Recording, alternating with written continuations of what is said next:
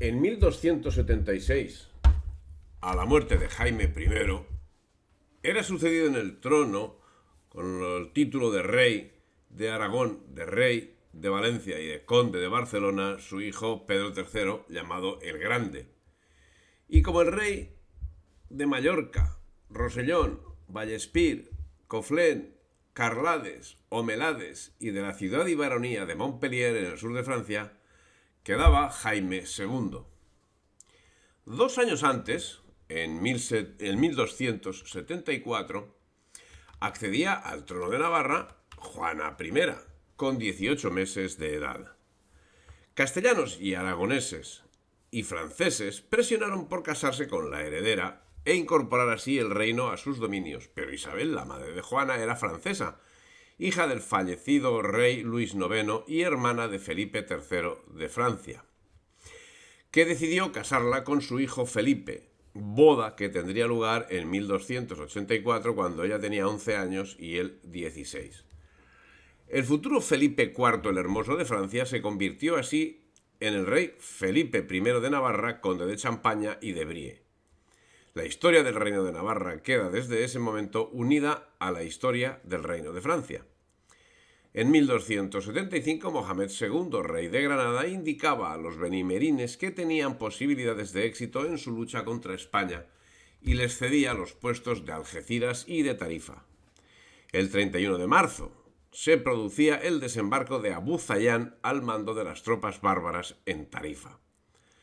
En 1279, 4 años después, moría Alfonso III de Portugal y subía al trono su hijo Dionisio I, fruto del matrimonio de aquel con Beatriz de Castilla, hija natural de Alfonso X el Sabio, que no teniendo tierras que seguir conquistando a los moros, se dedicó a la administración de su reino. La prioridad principal del gobierno de Dionisio fue la organización del país. Siguió las políticas de su padre en los demás temas de legislación y centralización del poder. Promulgó el núcleo de la legislación civil y criminal portuguesa, protegiendo a las clases bajas de los abusos y de la extorsión. Viajó por todo el país, arreglando las situaciones injustas y resolviendo los problemas. Ordenó la construcción de numerosos castillos, creó nuevas ciudades y garantizó los privilegios de numerosas villas. Junto a su esposa, la princesa Isabel de Aragón, Dionisio trabajó para mejorar la vida de los más desfavorecidos y fundó diversas instituciones sociales. Impulsó la minería, la exportación y la marina. Su principal preocupación fue el desarrollo y promoción de las infraestructuras rurales, de ahí su apodo El Labrador. Redistribuyó las tierras, promocionó la agricultura, organizó comités de agricultores y tuvo especial interés en el desarrollo de las exportaciones. Instituyó mercados fijos en numerosas ciudades y reguló sus actividades, así como también desarrolló la cultura, en la que destacó como poeta y cofundador de la Universidad de Coimbra.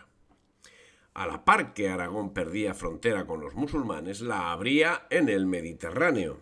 Ese mismo año, 1279, una flota de la corona aragonesa al mando de Conrado Lanza recorría las costas africanas para restablecer la soberanía feudal de Aragón sobre Túnez, que la muerte del emir Mohamed I al-Mustansir había debilitado. Posteriormente, en 1281, Pedro III armó una flota para invadir Túnez y solicitó al recién elegido Papa Martín IV una bula que declarara la operación militar como cruzada. Pero el Papa, de origen francés y partidario de Carlos de Anjou, se la negó. Cuando la flota se disponía a zarpar, tuvieron lugar en Sicilia los acontecimientos conocidos como las Vísperas Sicilianas. Sicilia llevaba años de rebelión y estaba sujeta a una dura represión francesa que se alargaba a través de los años, mientras los notables sicilianos, entre ellos Roger de Lauria, se exiliaron en la corte de Jaime I de Aragón. En 1282, el expolio a que venía siendo sometida la isla se vio agravado con la confiscación de cosechas, lo que ocasionó una conjura que, encabezada por Juan de Prócida, tenía el objetivo de exterminar a los extranjeros opresores. El día marcado sería el 2 de Pascua del año 1282, al toque de vísperas.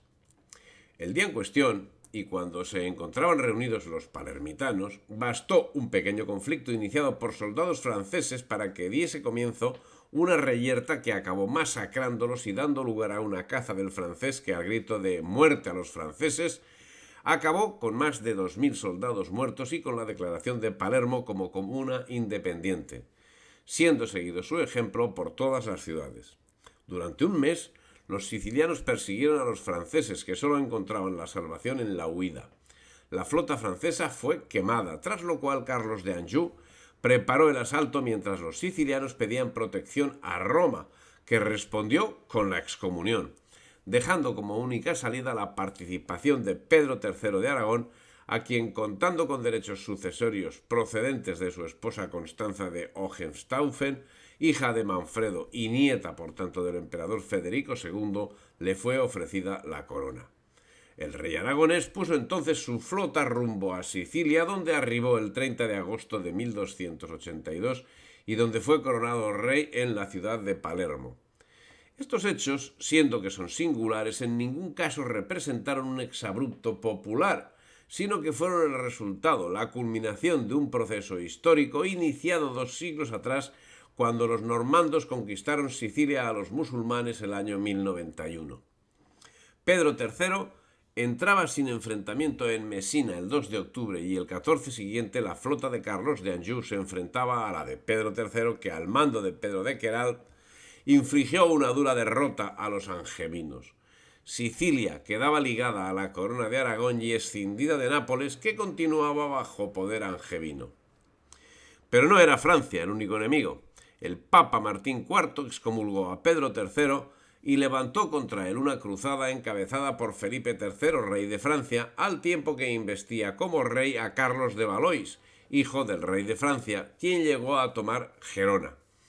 Una victoria naval llevada a cabo por Roger de Lauria sobre la flota francesa hizo que los franceses tuviesen que retirarse, dejando expedito el camino para que las tropas aragonesas, con los almogávares a la cabeza, llevasen a cabo acciones que posibilitasen el alzamiento generalizado contra Carlos de Anjou.